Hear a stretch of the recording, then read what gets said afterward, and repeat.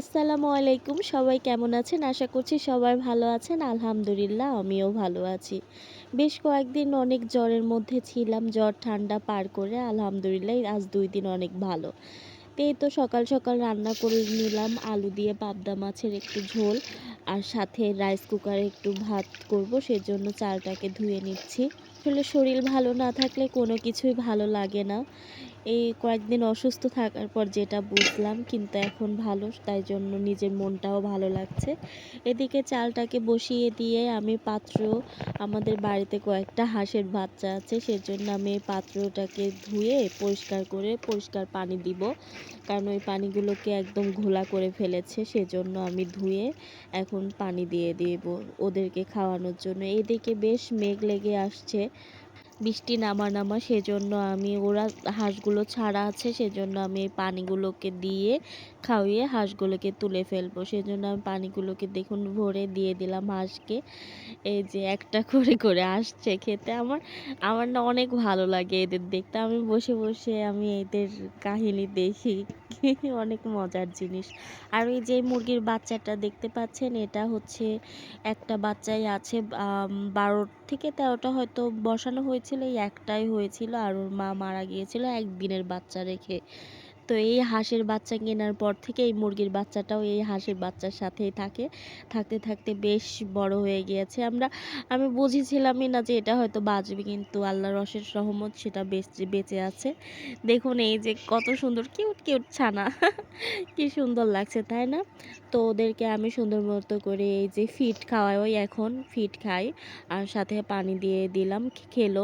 তো এইদিকে আমার হচ্ছে উঠানের এক পাশে ২টা পেঁপে গাছের চারা লাগানো হয়েছিল। একটা এই যে বেশ বড় হয়ে গিয়েছে।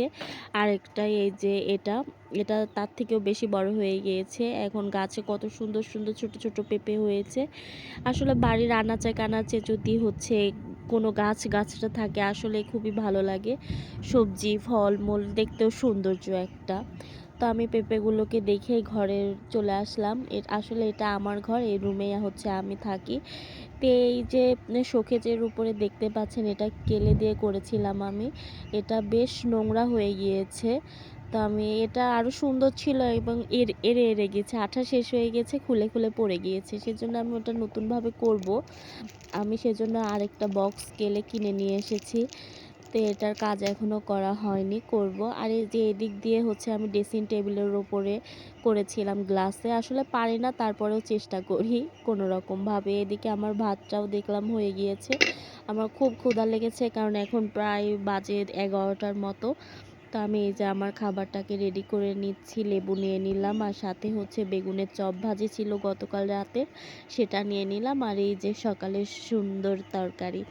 আসলে সিম্পলের মধ্যে খেতে খুবই আমার ভালো লাগে। সাদামাটা খাওয়া আসলে খুব ভালো। সাদামাটা খাওয়ার মধ্যেও শান্তি আছে, এটাই বড় কথা। তো আমি খাবারটাকে রেডি করে নিলাম, এখন খাওয়ার পালা। তো আমি খেতে, খেতে অভ্যাস। এই যে কার্টুন দেখছিলাম আর ভাতের লোকমা বানিয়ে খাচ্ছিলাম মজা করে। আসলে খাবারটা অনেক ভালো লাগছিল। একটু ঝাল করেও করেছিলাম, কারণ একটু জ্বরের মুখে এখনও স্বাদটা সেরকমভাবে পাইনি। সেজন্য একটু ঝাল করে করেছিলাম যেন ভালো লাগে, সেজন্য আমি খাচ্ছি। এইদিকে দেখুন কি অবস্থা, বর্ষার পানির কারণে একদম বাহিরে যাওয়ার রাস্তা দিয়ে যাওয়ার উপায় নাই। পুরা পানি জমে গেছে দেখুন সামনে দিয়ে। এদিক দিয়ে আমরা মূলত বাহিরে যাওয়া আসা করি, কিন্তু এখন পানির কারণে যাওয়া আসা খুব ভোগান্তির মধ্যে পড়তে হয়েছে। কবে পানিটা শুকাবে জানি না। আজকে এই পর্যন্তই ছিল। আমার সাথে থাকার জন্য অসংখ্য ধন্যবাদ। আল্লাহ হাফেজ।